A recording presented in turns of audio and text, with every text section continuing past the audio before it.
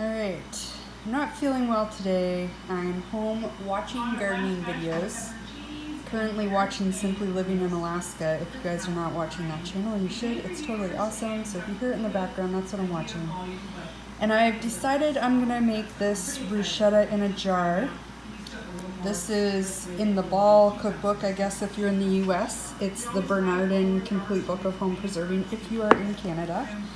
I've got my tomatoes all chopped here. I'm making a half batch. I didn't quite have, our tomatoes are just starting to ripen, so I didn't have the full 9 cups, but that's about 4.5 cups. So I've got 1 tablespoon of sugar in the pot. I've added a tablespoon of basil. I like to use this kind. Someday we'll have a freeze dryer, but that day is not today, so this is what I'm using in the meantime. I'm putting a little less than 1 tablespoon, which is half the recipe, don't forget. It's 2 tablespoons for full recipe, but I find oregano quite strong, so I'm gonna put that much in, but you do you. I've got 1 tablespoon of balsamic vinegar.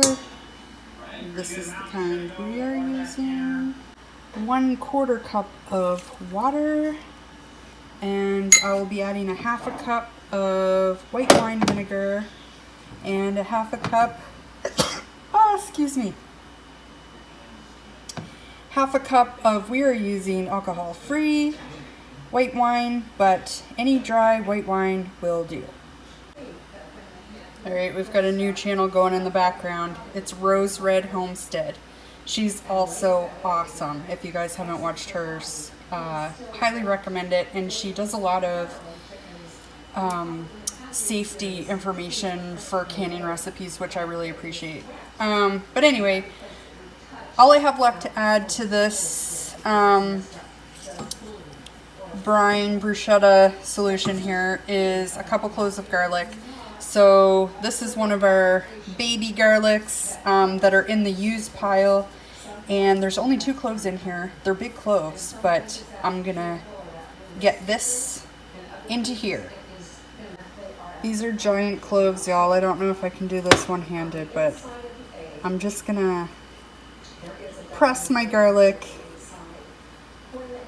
We'll give it a try. It's totally not gonna work. I'm not that strong.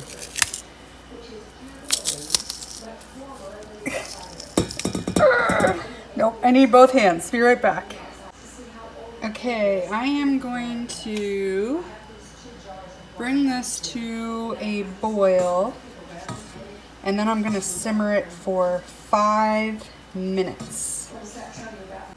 Okay, so in the meantime, this is just starting to boil. So I'm going to turn it down a little. I want a rolling boil, but I don't want it to boil over or anything. I've got my jars packed. I ended up with 4 full half pints and 1 that's 2/3 full. So I'm not even going to bother canning this one. We're just going to enjoy that with supper tonight. And then we'll have 4 that we can enjoy later on. And if this turns out good, there will probably be another batch once all of our tomatoes start ripening. Anyway, this is where we're at. I'll be back in 5 minutes.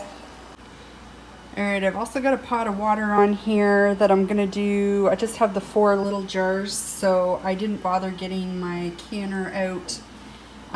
This pot will accommodate the half pints with 1 inch of water above them.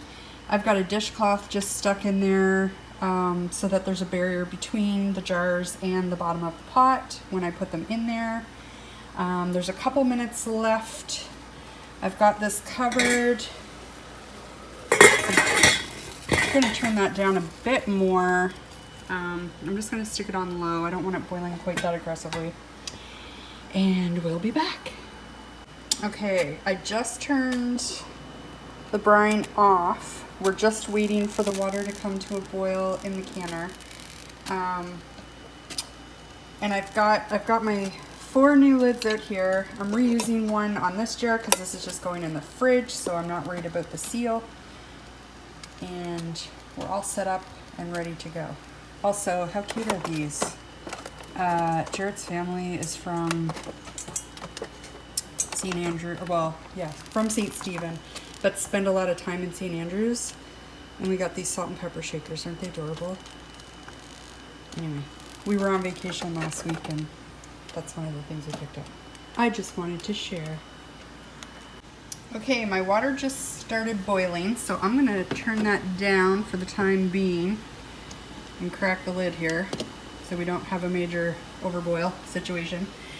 And I am going to get my liquid into the jars. So I think just pouring might be the easiest way. We'll see how this goes for me here.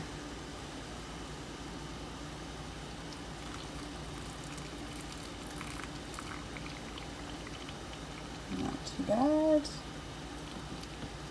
I think I might run out of liquid though. We'll see. I'm gonna keep doing this and then I'll bring you back. Okay, we've got our 4 jars in there. I'm just gonna wait for that to come to a boil again, and then I'll start my 10-minute timer. And for reference, if anyone is making this recipe at home, I barely had enough liquid for those 4 jars. So there wasn't enough for this much. So I'm just gonna kind of willy-nilly dump the ingredients in here in whatever quantities I feel like, and we will call that done for dinner. Okay, my timer just went off, so I am going to turn off the heat. I'm gonna kind of set this aside off of the heat and take the lid off and just let those cans sit there for a couple minutes before I take them out of the water. Okay, they've been resting for a couple minutes, so I'm gonna take them out now. Whoops, that's not good. I grabbed the cloth. Don't do what I just did. It should be fine.